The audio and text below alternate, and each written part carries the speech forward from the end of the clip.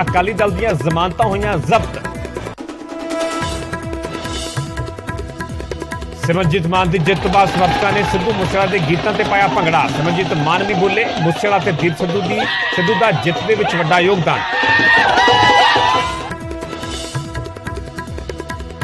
संगरूर की हार से बोली आम आदमी पार्टी, क्या वोटिंग फीसद घट रहने करके हुई है हार, पर 2019 के मुकाबले सिर्फ 2% घटी वोट। हार के कारणों की करांगे पड़ताल। कांग्रेस ने कबूल की हार, वड़िंग बोले साडे कोल कोई हलकिਆਂ ਦੇ ਵਿੱਚ नहीं सी इंचार्ज, पर लोगों ने तोड़िया आम आदमी पार्टी का हंकार, सबक लवे सरकार। संगरूर जिमनी चोण ਦੇ चौथे नंबर ਤੇ ਰਹੀ बीजेपी, पार्टी ने कबूली अपनी हार, पर कांग्रेस ਨੂੰ टक्कर देने से खुश है बीजेपी।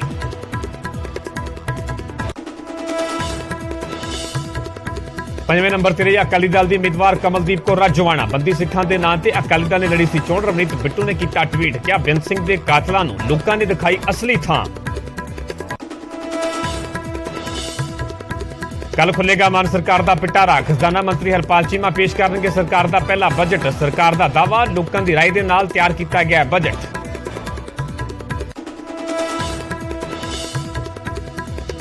यूट्यूब ने भारत में बैन किया सिद्धू मूसेवाला का गीत SYL। कतल तो बाद होया सी रिलीज, गीत दे विच SYL ते बंदी सिखां दी रिहाई दा है जिक्र।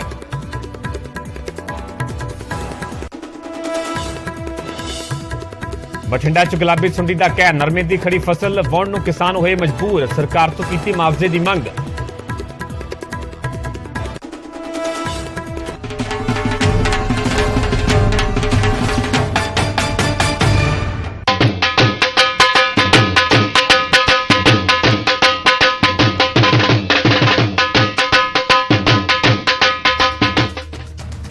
सत श्री अकाल, तुसीं वेख रहे हो न्यूज़ 18 पंजाब हरियाणा हिमाचल। मैं परमिंदर सिंह तेजा, सारे दर्शकों का बुलेटिन स्वागत है। गल होएगी सब तो पहला संगरूर जिमनी चोण की। संगरूर जिमनी चोण के लिए नतीजों का ऐलान हो चुका है।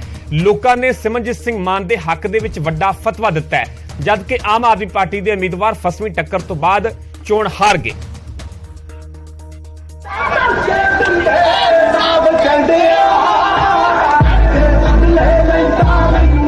श्रोमणी अकाली दल अमृतसर के उम्मीदवार सिमरनजीत सिंह मान संगरूर जिमनी चोण जित गए ने। सिमरनजीत सिंह मान ने आप उम्मीदवार गुरमेल सिंह घराचू नूं 5822 वोटां दे फर्क नाल हराया, जबकि इन्हां चोणां 'च अकाली दल, कांग्रेस अते भाजपा के उम्मीदवारों की जमानत जब्त हो गई। सिमरनजीत सिंह मान नूं कुल 2,53,154 वोटां पईआं, जबकि आप उम्मीदवार गुरमेल सिंह घराचू 2,47,332 वोटां नाल दूजे नंबर ते रहे। ਮੈਨੂੰ ਬਹੁਤ ਅੱਛਾ ਲੱਗ ਰਿਹਾ ਹੈ, ਕਿਉਂ ਕਰਕੇ ਹਮੇਸ਼ਾ ਜਦੋਂ ਮੈਨੂੰ ਪ੍ਰੈਸ ਮਿਲਦੀ ਸੀ ਤੇ ਉਹ ਕਹਿੰਦੀ ਸੀਗੀ ਤੂੰ ਇਲੈਕਸ਼ਨ ਤਾਂ ਲੜਦਾ ਤੇ ਤੈਨੂੰ ਵੋਟ ਨਹੀਂ ਕੋਈ ਪਾਉਂਦਾ। ਇਹ ਜਿੱਤ ਦਾ ਸ਼੍ਰੇਅ ਕਿਹਨੂੰ ਜਾ ਰਿਹਾ? ਇਹ ਜਿੱਤ ਨੌਜਵਾਨਾਂ ਦੀ ਸੋਚ ਨੂੰ, ਸੰਤ ਜਰਨੈਲ ਸਿੰਘ ਭਿੰਡਰਾਂਵਾਲੇ ਦੇ ਨਾਲ ਜਿਹੜੇ ਹਜ਼ਾਰਾਂ ਸਿੱਖ ਸ਼ਹੀਦ ਹੋਏ ਹੈ, फिर अपने मूसावाल साहब ते संदीप सिंह सिद्धू, वो तो सारे लोगों की कृपा हुई है जिहड़ा गढ़ टुटिया है। चोणां दी गिणती दौरान सिमरनजीत सिंह मान ते गुरमेल सिंह विचाले फसवीं टक्कर रही। चोणां दे अखीरले पड़ाव तक मार्जन वाधा ते घटदा रहा। हालांकि गुरमेल सिंह घराचू इक्का दुक्का वार मान तो अगे भी निकले अते यह अगड़ पिछड़ दी दौड़ अंत तक चलती रही, पर आखिर नूं मान दी जित हुई। जित पक्की हुंदियां ही सिमरनजीत सिंह मान खुद समर्थकां विचाले उतरे अते वड्डा रोड शो कीता। इस दौरान सिमरनजीत सिंह मान दे पुत्र ईमान सिंह मान ने लोकां दा धन्नवाद करदिआं खुशी दा इजहार कीता। बहुत खुशी है जी, जिथे संगत ने इन्ना ज़्यादा मान बख्शिया। मेरा ख्याल है ये संगत की मत सी और जिहड़ी कार्यकारी असी करते रहे हैं उसनूं देख के संगत ने अपना फैसला किया है। जो सर भगवंत सिंह ने की है उहदा भी इस ते असर पिया हैगा। सो ये संगत के हथ 'च है।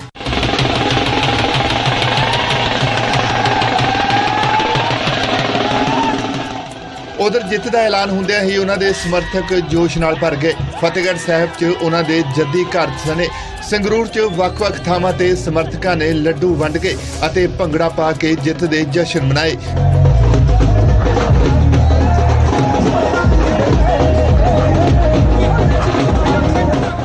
ਮਾਨ ਦੇ ਸਮਰਥਕਾਂ ਨੇ ਇਸ ਜਿੱਤ ਨੂੰ ਇਤਿਹਾਸਕ ਕਰਾਰ ਦਿੱਤਾ ਹੈ। ਇਹ ਜਿੱਤ ਨੂੰ ਤਾਂ ਪੂਰਾ ਸੰਸਾਰ ਦੇਖ ਰਿਹਾ ਜੀ। ਇਹ ਜਿੱਤ ਬਹੁਤ ਵੱਡੀ ਜਿੱਤ ਹੈ ਕਿਉਂਕਿ ਹੁਣ ਤੱਕ ਦੇ 40 ਸਾਲ ਦੇ ਸਰਦਾਰ ਸਿਮਰਜੀਤ ਸਿੰਘ ਮਾਨ ਦੇ ਤਪ ਔਰ ਸਬਰ ਨੇ ਅੱਜ ਜਿੱਤ ਹਾਸਲ ਕੀਤੀ ਆ। ਦੇਖੋ, ਸ਼੍ਰੋਮਣੀ ਅਕਾਲੀ ਦਲ ਅੰਮ੍ਰਿਤਸਰ ਦੀ ਬਹੁਤ ਵੱਡੀ ਜਿੱਤ ਹੋਈ ਹੈ। ਇਸ ਪੰਥ ਦੇ ਗ੍ਰੰਥ ਦੀ ਜਿੱਤ ਹੋਈ ਹੈ। ਹਾਰ ਦੀ ਤੇ ਸੂਰਜ ਇੱਕ ਦਿਨ ਚੜ੍ਹਨਾ ਸੀਗਾ, ਬੱਦਲਾਂ ਦੇ ਵਿੱਚ ਛੁਪਿਆ ਹੋਇਆ ਸੀਗਾ। ਦੱਸ ਦਈਏ ਕਿ ਭਗਵੰਤ ਮਾਨ ਦੇ ਮੁੱਖ ਮੰਤਰੀ ਬਣਨ ਤੋਂ ਬਾਅਦ ਸੰਗਰੂਰ ਲੋਕ ਸਭਾ ਸੀਟ ਖਾਲੀ ਹੋ ਗਈ ਸੀ, ਜਿਸ ਤੇ 23 ਜੂਨ ਨੂੰ VOTING ਹੋਈ ਸੀ। ਉਧਰ ਮਾਨ ਅਤੇ ਆਪ ਤੋਂ ਇਲਾਵਾ ਅਕਾਲੀ ਦਲ ਦੇ ਉਮੀਦਵਾਰ ਕਮਲਦੀਪ ਕੌਰ ਰਾਜਵਾੜਾ ਨੂੰ 44,323 ਵੋਟਾਂ, ਕਾਂਗਰਸੀ ਉਮੀਦਵਾਰ ਦਲਬੀਰ ਸਿੰਘ ਗੋਲਡੀ ਨੂੰ 79,526 ਅਤੇ ਭਾਜਪਾ ਵੱਲੋਂ ਚੋਣ ਲੜ ਰਹੇ ਕੇਵਲ ਸਿੰਘ ਢਿੱਲੋਂ ਨੂੰ 66,171 ਵੋਟਾਂ ਹਾਸਲ ਹੋਈਆਂ। ਕੁੱਲ ਮਿਲਾ ਕੇ ਸਿਮਰਨਜੀਤ ਸਿੰਘ ਮਾਨ ਨੂੰ ਸੰਗਰੂਰ ਦੇ ਲੋਕਾਂ ਨੇ 23 ਸਾਲਾਂ ਬਾਅਦ ਲੋਕ ਸਭਾ ਦੀਆਂ ਪੌੜੀਆਂ ਚੜ੍ਹਾ ਦਿੱਤਾ ਹੈ। ਸੰਗਰੂਰ ਤੋਂ ਪੰਕਜ ਕਪਾਹੀ, ਨਿਊਜ਼ 18 ਪੰਜਾਬ। ਸੰਗਰੂਰ ਦੀ ਹਾਰ ਤੇ ਸੀਐਮ ਮਾਨ ਦੇ ਵੱਲੋਂ ਟਵੀਟ ਕੀਤਾ ਗਿਆ। ਟਵੀਟ ਕਰਦੇ ਸੀਐਮ ਮਾਨ ਨੇ ਲਿਖਿਆ ਕਿ ਸੰਗਰੂਰ ਦੇ ਲੋਕਾਂ ਦਾ ਫਤਵਾ ਸਿਰ ਮੱਥੇ, ਮੈਂ ਪੰਜਾਬ ਦੀ ਤਰੱਕੀ ਅਤੇ ਖੁਸ਼ਹਾਲੀ ਦੇ ਲਈ ਦਿਨ ਰਾਤ ਇਮਾਨਦਾਰੀ ਦੇ ਨਾਲ ਮਿਹਨਤ ਕਰ ਰਿਹਾ ਹਾਂ ਅਤੇ ਹੋਰ ਮਿਹਨਤ ਕਰਾਂਗਾ। ਮੈਂ ਤੁਹਾਡਾ ਬੇਟਾ ਹਾਂ ਅਤੇ ਤੁਹਾਡੇ ਪਰਿਵਾਰਾਂ ਦੇ ਭਵਿੱਖ ਨੂੰ ਰੌਸ਼ਨ ਬਣਾਉਣ ਦੇ ਲਈ ਕੋਈ ਵੀ ਕਸਰ ਨਹੀਂ ਰਹਿਣ ਦੇਵਾਂਗਾ। ਮਾਨ ਨੇ ਟਵੀਟ ਤਾਂ ਕੀਤਾ ਪਰ ਸਿਮਰਨਜੀਤ ਸਿੰਘ ਮਾਨ ਨੂੰ ਵਧਾਈ ਨਹੀਂ ਦਿੱਤੀ। ਹਾਲਾਂਕਿ ਇਹ ਜ਼ਰੂਰ ਸਵਾਲ ਹੈ ਕਿਉਂਕਿ ਹੋਰਨਾਂ ਵਿਰੋਧੀ ਪਾਰਟੀਆਂ ਦੇ ਵੱਲੋਂ, ਚਾਹੇ ਸੁਖਬੀਰ ਸਿੰਘ ਬਾਦਲ ਹੋਣ, ਚਾਹੇ ਉਹ ਰਾਜਾ ਵੜਿੰਗ ਹੋਣ, ਸਾਰਿਆਂ ਦੇ ਵੱਲੋਂ ਹਾਲਾਂਕਿ ਜਿੱਥੇ ਕਿ ਆਪਣੀ ਹਾਰ ਨੂੰ ਕਬੂਲਿਆ ਗਿਆ, ਸਿਮਰਨਜੀਤ ਮਾਨ ਨੂੰ ਵਧਾਈਆਂ ਵੀ ਦਿੱਤੀਆਂ ਗਈਆਂ ਨੇ। ਪਰ ਜਿੱਥੇ ਕਿ ਸੀਐਮ ਭਗਵੰਤ ਮਾਨ ਦਾ ਟਵੀਟ ਆਇਆ, ਹਾਲਾਂਕਿ ਉਹ ਆਪਣੀ ਹਾਰ ਨੂੰ ਵੀ ਸਵੀਕਾਰ ਕਰ ਰਹੇ ਨੇ, ਪਰ ਉਹਨਾਂ ਦੇ ਵੱਲੋਂ ਸਿਮਰਨਜੀਤ ਸਿੰਘ ਮਾਨ ਨੂੰ ਕੋਈ ਵੀ ਸ਼ੁਭ ਕਾਮਨਾਵਾਂ, ਕੋਈ ਵੀ ਵਧਾਈ ਨਹੀਂ ਦਿੱਤੀ ਗਈ।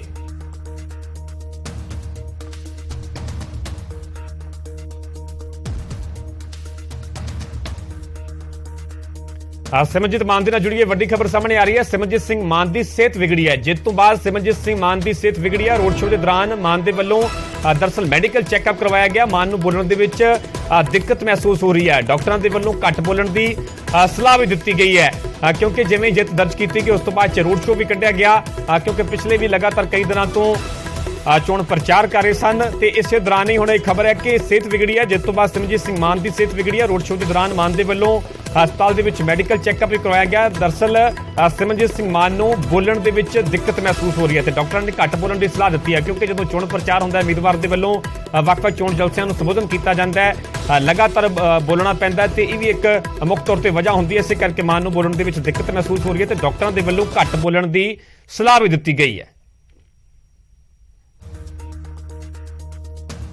ਕਿਵੇਂ ਜੀ ਹੁਣ? ਠੀਕ ਹੈ। ਠੀਕ ਹੈ, ਡਾਕਟਰ ਸਾਹਿਬ ਨੇ ਕੀ ਕਿਹਾ ਜੀ? ਦਵਾਈ ਦਿੱਤੀ ਹੈ। ਠੀਕ ਹੈ ਜੀ। ਗਲਤ ਖਰਾਬ ਹੈ। ਬੋਲਣ ਦੇ ਲਈ ਮਨਾ ਕੀਤਾ ਜੀ? ਮੇਰੇ ਕੋਲ ਹੁਣੇ ਸਰਦਾਰ ਸਿਮਰਨਜੀਤ ਸਿੰਘ ਮਾਨ ਜਿਹੜੇ ਅੱਜ MP ਜਿੱਤੇ ਨੇ ਉਹ ਆਏ ਸੀਗੇ। ਥੋੜ੍ਹਾ ਜਿਹਾ ਉਹਨਾਂ ਦਾ ਗਲਾ ਖਰਾਬ ਸੀਗਾ ਤਾਂ ਉਹ ਜਾਂਦੇ ਜਾਂਦੇ ਉਰੇ ਰੁਕੇ ਆ ਅਤੇ ਚੈੱਕ ਕੀਤਾ ਉਹਨਾਂ ਨੂੰ। ਥੋੜ੍ਹੀ ਜਿਹੀ ਕੰਜੈਸ਼ਨ ਸੀਗੀ ਥਰੋਟ 'ਚ। ਐਂਟੀਬਾਇਓਟਿਕ ਉਹ ਆਲਰੇਡੀ ਲੈ ਰਹੇ ਸੀਗੇ, ਉਹੀ ਮੈਂ ਕੰਟੀਨਿਊ ਕਰਨ ਨੂੰ ਕਿਹਾ ਅਤੇ ਨਾਲ ਐਂਟੀ ਐਲਰਜਿਕ ਦਿੱਤੀ ਹੈ। ਔਰ ਬੇਸਿਕਲੀ ਜੋ ਕਿਹਾ ਹੈ ਉਹ ਇਹ ਹੈ ਕਿ ਥੋੜ੍ਹਾ ਜਿਹਾ ਵੋਇਸ ਰੈਸਟ ਕਰਨ, ਜ਼ਿਆਦਾ ਉੱਚੀ ਨਹੀਂ ਬੋਲਣਾ ਔਰ ਕੁਝ ਪਰਹੇਜ਼ ਨੇ। ਹੁਣ ਤੁਹਾਨੂੰ ਹਲਕਾ ਵਾਈਜ਼ ਦੱਸਦੇ ਕਿ ਆਖਰਕਾਰ ਵੱਖ-ਵੱਖ ਹਲਕਿਆਂ ਦੀ ਤਸਵੀਰ ਕਿਸ ਤਰ੍ਹਾਂ ਦੀ ਰਹੀ, ਕਿੱਥੇ ਕਿਸ ਨੂੰ ਜ਼ਿਆਦਾ ਵੋਟਾਂ ਪਈਆਂ ਨੇ। ਸਭ ਤੋਂ ਪਹਿਲਾਂ ਗੱਲ ਕਰਾਂਗੇ ਵਿਧਾਨ ਸਭਾ ਹਲਕਾ ਮਲੇਰਕੋਟਲਾ ਦੀ, ਜਿੱਥੇ ਕਿ ਸਿਮਰਨਜੀਤ ਸਿੰਘ ਮਾਨ ਨੂੰ 30,503 ਵੋਟਾਂ ਹਾਸਲ ਹੋਈਆਂ। ਗੁਰਮੇਲ ਸਿੰਘ 22,402 ਵੋਟਾਂ ਹਾਸਲ ਕਰਕੇ ਦੂਜੇ ਨੰਬਰ ਤੇ ਰਹੇ। ਇਸੇ ਤਰ੍ਹਾਂ ਕਾਂਗਰਸ ਪਾਰਟੀ ਦੇ ਉਮੀਦਵਾਰ ਦੀ ਗੱਲ ਕੀਤੀ ਜਾਵੇ ਤਾਂ ਦਲਵੀਰ ਗੋਲਡੀ ਜਿਨ੍ਹਾਂ ਨੂੰ 13,030 ਵੋਟਾਂ ਹਾਸਲ ਹੋਈਆਂ। ਕੇਵਲ ਢਿੱਲੋਂ 5,412, ਕਮਲਦੀਪ ਰਾਜੋਵਾਣਾ ਜਿਹੜੇ ਅਕਾਲੀ ਦਲ ਦੇ ਉਮੀਦਵਾਰ ਸਨ 3,543 ਵੋਟਾਂ ਹਾਸਲ ਹੋਈਆਂ ਨੇ। ਮਲੇਰਕੋਟਲਾ ਦੀ ਗੱਲ ਤਾਂ ਸਿਮਰਨਜੀਤ ਸਿੰਘ ਮਾਨ ਦੀ ਲੀਡ 8,101 ਵੋਟਾਂ ਦੇ ਨਾਲ ਲੀਡ ਰਹੀ ਹੈ। ਸਿਮਰਨਜੀਤ ਸਿੰਘ ਮਾਨ ਮਲੇਰਕੋਟਲਾ ਹਲਕੇ ਤੋਂ 8,101 ਵੋਟਾਂ ਦੇ ਫਰਕ ਦੇ ਨਾਲ ਅੱਗੇ ਰਹੇ।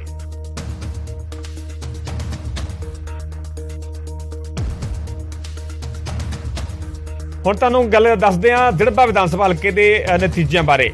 ਦਿੜਬਾ ਹਲਕੇ ਦੀ ਗੱਲ ਕੀਤੀ ਜਾਵੇ ਤਾਂ ਸਿਮਰਨਜੀਤ ਸਿੰਘ ਮਾਨ ਦੀ ਇੱਥੇ ਲੀਡ ਰਹੀ ਹੈ 7,553 ਵੋਟਾਂ ਦੇ। ਸਿਮਰਨਜੀਤ ਸਿੰਘ ਮਾਨ ਨੂੰ 37,226 ਵੋਟਾਂ ਹਾਸਲ ਹੋਈਆਂ, ਜਦਕਿ ਜਿਹੜੇ ਆਮ ਆਦਮੀ ਪਾਰਟੀ ਦੇ ਉਮੀਦਵਾਰ ਗੁਰਮੇਲ ਸਿੰਘ ਉਹ ਦੂਜੇ ਨੰਬਰ ਤੇ ਰਹੇ, 29,673 ਵੋਟਾਂ ਹਾਸਲ ਹੋਈਆਂ। ਇਸ ਤੋਂ ਬਾਅਦ ਚ ਦਲਵੀਰ ਗੋਲਡੀ ਨੂੰ 5,122 ਵੋਟਾਂ ਮਿਲੀਆਂ। ਕੇਵਲ ਢਿੱਲੋਂ ਬੀਜੇਪੀ ਦੇ ਉਮੀਦਵਾਰ 4,873 ਵੋਟਾਂ ਹਾਸਲ ਹੋਈਆਂ ਤੇ ਅਕਾਲੀ ਦਲ ਦੇ ਉਮੀਦਵਾਰ ਕਮਲਦੀਪ ਰਾਜੋਆਣਾ ਨੂੰ 5719 ਮਹਿਜ਼ ਵੋਟਾਂ ਜਿਹੜੀਆਂ ਹਾਸਲ ਹੋਈਆਂ ਨੇ। ਇਹ ਦਿੜਬਾ ਹਲਕੇ ਦੀ ਅਸੀਂ ਗੱਲ ਕਰ ਰਹੇ ਹਾਂ। ਇੱਥੇ ਵੀ ਸਿਮਰਨਜੀਤ ਸਿੰਘ ਮਾਨ ਦੀ ਲੀਡ ਜਿਹੜੀ ਆ ਰਹੀ ਹੈ। ਦਿੜਬਾ ਹਾਲਾਂਕਿ ਹਰਪਾਲ ਚੀਮਾ ਜਿਹੜੇ ਕਿ 2022 ਦੇ ਵਿੱਚ ਜਿੱਤ ਦਰਜ ਕਰਦੇ ਨੇ, ਹਲੇ ਮੌਜੂਦਾ ਖਜ਼ਾਨਾ ਮੰਤਰੀ ਵੀ ਨੇ, ਪਰ ਇੱਥੋਂ ਆਮ ਆਦਮੀ ਪਾਰਟੀ ਦੂਜੇ ਨੰਬਰ ਤੇ ਰਹੀ ਹੈ। ਅਗਲਾ ਹਲਕਾ ਹੈ ਸੰਗਰੂਰ। ਸੰਗਰੂਰ ਦੀ ਗੱਲ ਕੀਤੀ ਜਾਵੇ ਤਾਂ ਇੱਥੇ ਆਮ ਆਦਮੀ ਪਾਰਟੀ ਦੀ ਜ਼ਰੂਰ ਰਾਹਤ ਵਾਲੀ ਖਬਰ ਆਈ। ਆਮ ਆਦਮੀ ਪਾਰਟੀ ਦੀ ਲੀਡ ਇੱਥੇ ਗੱਲ ਕੀਤੀ ਜਾਵੇ ਤਾਂ 2492 ਵੋਟਾਂ ਦੀ ਲੀਡ ਰਹੀ। ਸਿਮਰਨਜੀਤ ਸਿੰਘ ਮਾਨ ਨੂੰ 27803 ਵੋਟਾਂ ਮਿਲੀਆਂ। ਗੁਰਮੇਲ ਸਿੰਘ ਆਪ ਦੇ ਉਮੀਦਵਾਰ ਨੂੰ 30295 ਵੋਟਾਂ ਹਾਸਲ ਹੋਈਆਂ। ਦਲਵੀਰ ਗੋਲਡੀ ਦੀ ਗੱਲ ਕੀਤੀ ਜਾਵੇ ਤਾਂ 12156 ਵੋਟਾਂ ਮਿਲੀਆਂ। ਬੀਜੇਪੀ ਦੇ ਉਮੀਦਵਾਰ ਕੇਵਲ ਢਿੱਲੋਂ ਨੂੰ 9748 ਵੋਟਾਂ ਮਿਲੀਆਂ ਤੇ ਕਮਲਦੀਪ ਰਾਜੋਆਣਾ ਨੂੰ 3795 ਵੋਟਾਂ ਹਾਸਲ ਹੋਈਆਂ। ਇਹ ਸੰਗਰੂਰ ਦਾ ਅਸੀਂ ਜ਼ਿਕਰ ਕਰ ਰਹੇ ਹਾਂ, ਵਿਧਾਨ ਸਭਾ ਹਲਕੇ ਦਾ ਜ਼ਿਕਰ ਕਰ ਰਹੇ ਜਿੱਥੇ ਕਿ ਆਪ ਦੀ ਲੀਡ ਰਹੀ ਹੈ 2492 ਵੋਟਾਂ ਦੀ। ਅਗਲਾ ਹਲਕਾ ਹੈ ਲਹਿਰਾ ਗਾਗਾ। ਲਹਿਰਾ ਗਾਗਾ ਦੀ ਗੱਲ ਕੀਤੀ ਜਾਵੇ ਤਾਂ ਇੱਥੇ ਵੀ ਆਮ ਆਦਮੀ ਪਾਰਟੀ ਹਾਲਾਂਕਿ ਰਾਹਤ ਵਾਲੀ ਖਬਰ ਸਾਹਮਣੇ ਆਈ। ਆਪ ਦੀ ਲੀਡ ਰਹੀ ਇੱਥੇ 2790 ਵੋਟਾਂ ਦੇ ਫਰਕ ਦੇ ਨਾਲ ਆਪ ਅੱਗੇ ਰਹੀ ਹੈ। ਸਿਮਰਨਜੀਤ ਸਿੰਘ ਮਾਨ ਨੂੰ 23349 ਵੋਟਾਂ ਮਿਲੀਆਂ। ਗੁਰਮੇਲ ਸਿੰਘ ਨੂੰ 26139 ਵੋਟਾਂ ਹਾਸਲ ਹੋਈਆਂ। ਪਹਿਲੇ ਨੰਬਰ ਤੇ ਰਹੇ ਇਸ ਹਲਕੇ ਦੇ ਵਿੱਚ ਗੁਰਮੇਲ ਸਿੰਘ। ਦਲਵੀਰ ਗੋਲਡੀ ਕਾਂਗਰਸ ਪਾਰਟੀ ਦੇ ਉਮੀਦਵਾਰ ਨੂੰ 6957, ਕੇਵਲ ਢਿੱਲੋਂ ਬੀਜੇਪੀ ਦੇ ਉਮੀਦਵਾਰ ਉਹਨਾਂ ਨੂੰ 9909 ਤੇ ਕਮਲਦੀਪ ਰਾਜੋਆਣਾ ਅਕਾਲੀ ਦਲ ਦੇ ਉਮੀਦਵਾਰ ਉਹਨਾਂ ਨੂੰ 5100 ਵੋਟਾਂ ਮਿਲੀਆਂ ਨੇ ਲਹਿਰਾ ਗਾਗਾ ਹਲਕੇ ਦੇ ਵਿੱਚ। ਅਗਲਾ ਹਲਕਾ ਹੈ ਸੁਨਾਮ। ਸੁਨਾਮ ਦੇ ਵਿੱਚ ਵੀ ਆਮ ਆਦਮੀ ਪਾਰਟੀ ਦੀ ਲੀਡ ਰਹੀ ਹੈ 1483 ਵੋਟਾਂ ਦੀ। ਗੁਰਮੇਲ ਸਿੰਘ ਜਿਹੜੇ ਆਪ ਦੇ ਉਮੀਦਵਾਰ ਨੇ 36012 ਵੋਟਾਂ ਹਾਸਲ ਹੋਈਆਂ। ਸਿਮਰਨਜੀਤ ਸਿੰਘ ਮਾਨ ਇੱਥੇ ਦੂਜੇ ਨੰਬਰ ਤੇ ਰਹੇ 34529। ਦਲਵੀਰ ਗੋਲਡੀ ਕਾਂਗਰਸ ਪਾਰਟੀ ਦੇ ਉਮੀਦਵਾਰ 6173। ਬੀਜੇਪੀ ਦੇ ਉਮੀਦਵਾਰ ਕੇਵਲ ਢਿੱਲੋਂ ਨੂੰ 7822 ਵੋਟਾਂ ਮਿਲੀਆਂ ਤੇ ਅਕਾਲੀ ਦਲ ਦੇ ਉਮੀਦਵਾਰ ਕਮਲਦੀਪ ਰਾਜੋਆਣਾ ਨੂੰ 5673 ਵੋਟਾਂ ਹਾਸਲ ਹੋਈਆਂ। ਇਹ ਸੁਨਾਮ ਵਿਧਾਨ ਸਭਾ ਹਲਕੇ ਦੀ ਅਸੀਂ ਗੱਲ ਕਰ ਰਹੇ ਹਾਂ। ਅਗਲਾ ਹਲਕਾ ਹੈ ਬਰਨਾਲਾ। ਬਰਨਾਲਾ ਵਿਧਾਨ ਸਭਾ ਹਲਕੇ ਦੀ ਗੱਲ ਕੀਤੀ ਜਾਵੇ ਤਾਂ ਸਿਮਰਨਜੀਤ ਸਿੰਘ ਮਾਨ ਦੀ 2295 ਵੋਟਾਂ ਦੇ ਨਾਲ ਲੀਡ ਰਹੀ। ਹਾਲਾਂਕਿ ਬਰਨਾਲਾ ਜਿੱਥੋਂ ਕਿ ਮੀਤ ਹੇਰ 2017 ਦੇ ਵਿੱਚ ਵੀ ਜਿੱਤਦੇ ਨੇ, 2022 ਦੇ ਵਿੱਚ ਵੀ ਜਿੱਤ ਦਰਜ ਕਰਦੇ ਨੇ, ਮੌਜੂਦਾ ਸਿੱਖਿਆ ਮੰਤਰੀ ਨੇ, ਪਰ ਇੱਥੇ ਆਮ ਆਦਮੀ ਪਾਰਟੀ ਦੀ ਨਿਰਾਸ਼ਾ ਵਾਲੀ ਜਿਹੜੀ ਖਬਰ ਸਾਹਮਣੇ ਆਈ। ਆਮ ਆਦਮੀ ਪਾਰਟੀ ਦੂਜੇ ਨੰਬਰ ਤੇ ਰਹੀ ਜਦਕਿ ਸਿਮਰਨਜੀਤ ਸਿੰਘ ਮਾਨ ਨੂੰ 2295 ਵੋਟਾਂ ਦੀ ਲੀਡ ਹਾਸਲ ਹੋਈ। ਅਗਲਾ ਵਿਧਾਨ ਸਭਾ ਹਲਕਾ ਧੂਰੀ ਹੈ। ਧੂਰੀ ਆਪਣੇ ਆਪ ਦੇ ਵਿੱਚ ਬਹੁਤ ਖਾਸ ਹੈ ਕਿਉਂਕਿ ਧੂਰੀ ਤੋਂ ਹੀ ਜਿਹੜੇ ਵਿਧਾਇਕ ਚੁਣੇ ਗਏ, ਭਗਵੰਤ ਮਾਨ ਜਿਸ ਤੋਂ ਬਾਅਦ ਚਸੀਆਂ ਬਣਦੇ ਨੇ। ਧੂਰੀ ਹਲਕੇ ਤੋਂ ਇਹਨਾਂ ਦੇ ਵੱਲੋਂ ਚੋਣ ਲੜੀ ਗਈ ਤੇ ਧੂਰੀ ਦੇ ਵਿੱਚ ਵੀ ਆਪ ਦੀ ਲੀਡ ਰਹੀ ਹੈ 12036 ਵੋਟਾਂ ਦੀ ਲੀਡ ਦੇ ਨਾਲ ਆਮ ਆਦਮੀ ਪਾਰਟੀ ਦੇ ਉਮੀਦਵਾਰ ਧੂਰੀ ਤੋਂ ਅੱਗੇ ਰਹੇ। ਗੁਰਮੇਲ ਸਿੰਘ ਜਿਹੜੇ ਆਪ ਉਮੀਦਵਾਰ ਉਹਨਾਂ ਨੂੰ 33160 ਵੋਟਾਂ ਹਾਸਲ ਹੋਈਆਂ। ਸਿਮਰਨਜੀਤ ਸਿੰਘ ਮਾਨ ਨੂੰ 21124। ਕਾਂਗਰਸ ਪਾਰਟੀ ਦੇ ਉਮੀਦਵਾਰ ਦਲਵੀਰ ਗੋਲਡੀ ਨੂੰ ਵੋਟਾਂ ਪਈਆਂ ਨੇ 13088। ਬੀਜੇਪੀ ਉਮੀਦਵਾਰ ਕੇਵਲ ਢਿੱਲੋਂ ਨੂੰ 6549 ਵੋਟਾਂ ਹਾਸਲ ਹੋਈਆਂ ਤੇ ਅਕਾਲੀ ਦਲ ਦੇ ਉਮੀਦਵਾਰ ਕਮਲਦੀਪ ਰਾਜੋਆਣਾ ਨੂੰ 3348 ਵੋਟਾਂ ਹਾਸਲ ਹੋਈਆਂ। ਅਗਲਾ ਵਿਧਾਨ ਸਭਾ ਹਲਕਾ ਹੈ ਭਦੌੜ। ਭਦੌੜ ਦੇ ਵਿੱਚ ਵੀ ਸਿਮਰਨਜੀਤ ਸਿੰਘ ਮਾਨ ਦੀ ਲੀਡ ਰਹੀ ਹੈ 7125 ਵੋਟਾਂ ਦੇ ਫਰਕ ਦੇ ਨਾਲ ਪਹਿਲੇ ਨੰਬਰ ਤੇ ਰਹੇ। ਆਮ ਆਦਮੀ ਪਾਰਟੀ ਦੇ ਉਮੀਦਵਾਰ ਦੇ ਨਾਲੋਂ ਅੱਗੇ ਰਹੇ। ਮਾਨ ਨੂੰ ਵੋਟਾਂ ਮਿਲੀਆਂ ਨੇ 27628। ਆਪ ਦੇ ਉਮੀਦਵਾਰ ਗੁਰਮੇਲ ਸਿੰਘ ਨੂੰ ਵੋਟਾਂ ਪਈਆਂ ਨੇ ਭਦੌੜ ਹਲਕੇ ਤੋਂ 20503। ਕਾਂਗਰਸ ਪਾਰਟੀ ਦੇ ਉਮੀਦਵਾਰ ਦਲਵੀਰ ਗੋਲਡੀ ਨੂੰ ਵੋਟਾਂ ਪਈਆਂ ਨੇ 8045। ਕੇਵਲ ਢਿੱਲੋਂ 5338 ਤੇ ਕਮਲਦੀਪ ਰਾਜੋਆਣਾ ਨੂੰ ਮਹਿਜ਼ 6062 ਵੋਟਾਂ ਹਾਸਲ ਹੋਈਆਂ ਨੇ ਭਦੌੜ ਵਿਧਾਨ ਸਭਾ ਹਲਕੇ ਦੇ ਵਿੱਚ। ਅਗਲਾ ਵਿਧਾਨ ਸਭਾ ਹਲਕਾ ਹੈ ਮਹਿਲ ਕਲਾਂ। ਮਹਿਲ ਕਲਾਂ ਦੇ ਵਿੱਚ ਆਪ ਦੀ ਲੀਡ ਰਹੀ ਹੈ 203 ਵੋਟਾਂ ਦੀ। ਸਿਮਰਨਜੀਤ ਸਿੰਘ ਮਾਨ ਨੂੰ 25014 ਵੋਟਾਂ ਹਾਸਲ ਹੋਈਆਂ। ਆਪ ਉਮੀਦਵਾਰ ਗੁਰਮੇਲ ਸਿੰਘ ਨੂੰ 25217। ਕਾਂਗਰਸ ਪਾਰਟੀ ਦੇ ਉਮੀਦਵਾਰ ਦਲਵੀਰ ਗੋਲਡੀ ਨੂੰ 7822। ਕਮਲਦੀਪ ਰਾਜੋਆਣਾ ਨੂੰ 6383 ਤੇ ਕੇਵਲ ਢਿੱਲੋਂ ਜਿਹੜੇ ਬੀਜੇਪੀ ਦੇ ਉਮੀਦਵਾਰ ਨੇ ਉਹਨਾਂ ਨੂੰ 3268 ਵੋਟਾਂ ਹਾਸਲ ਹੋਈਆਂ ਵਿਧਾਨ ਸਭਾ ਹਲਕਾ ਮਹਿਲ ਕਲਾਂ ਦੇ ਵਿੱਚ।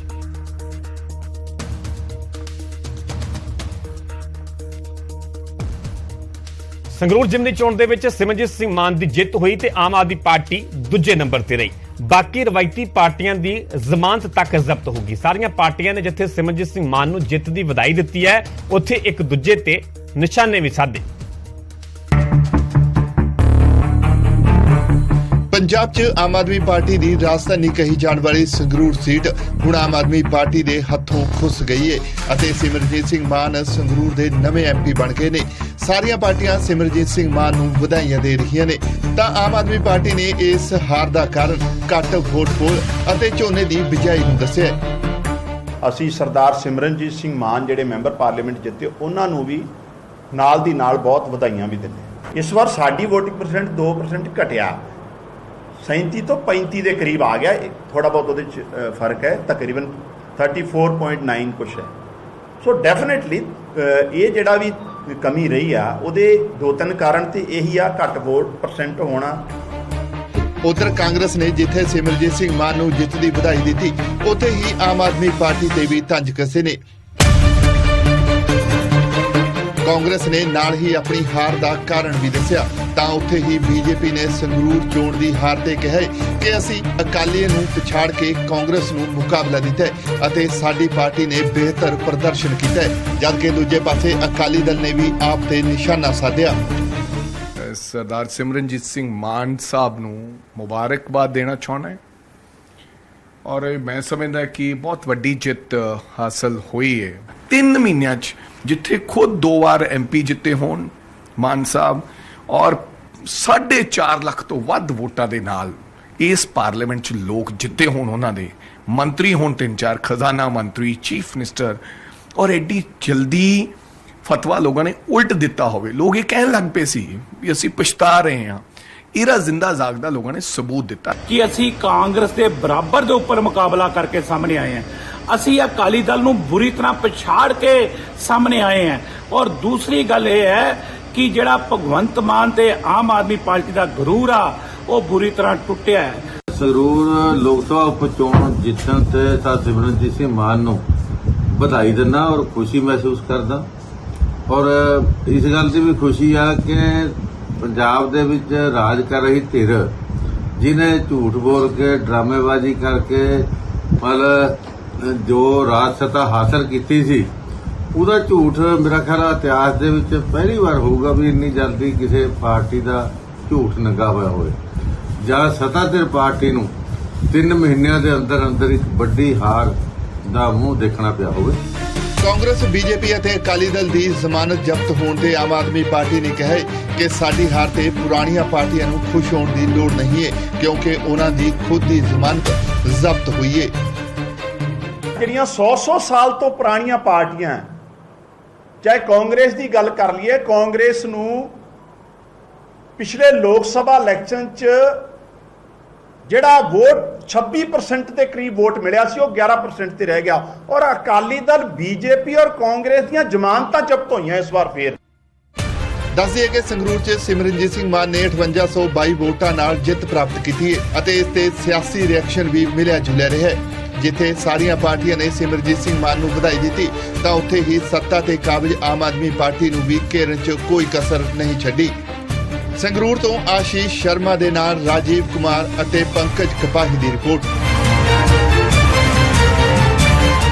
ਉੱਥੇ ਰਵਾਇਤੀ ਪਾਰਟੀਆਂ ਦੇ ਜਿਹੜੇ ਉਮੀਦਵਾਰਾਂ ਦੀ ਜ਼ਮਾਨਤ ਜ਼ਬਤ ਹੋਈ ਹੈ, ਤੁਹਾਨੂੰ ਉਸ ਤੋਂ ਵੀ ਵਾਕਿਫ ਕਰਵਾਉਂਦੇ ਹਾਂ, ਜਿਸ ਦੇ ਵਿੱਚ ਕਾਂਗਰਸ ਪਾਰਟੀ ਦੇ ਉਮੀਦਵਾਰ ਦਲਵੀਰ ਗੋਲਡੀ, ਜਿਨ੍ਹਾਂ ਦੀ ਜ਼ਮਾਨਤ ਜ਼ਬਤ ਹੋਈ ਹੈ। 79,668 ਵੋਟਾਂ ਹਾਸਲ ਹੋਈਆਂ। ਵੋਟ ਪਰਸੈਂਟੇਜ ਦੀ ਗੱਲ ਕੀਤੀ ਤੇ 11.21% ਵੋਟਾਂ ਪਈਆਂ ਨੇ, ਜ਼ਮਾਨਤ ਜ਼ਬਤ ਹੋ ਗਈ। ਬੀਜੇਪੀ ਦੇ ਉਮੀਦਵਾਰ ਕੇਵਲ ਸਿੰਘ ਢਿੱਲੋਂ 66,298 ਵੋਟਾਂ ਹਾਸਲ ਹੋਈਆਂ, 9.33% ਵੋਟਾਂ ਪਈਆਂ, ਜ਼ਮਾਨਤ ਜ਼ਬਤ ਹੋ ਗਈ।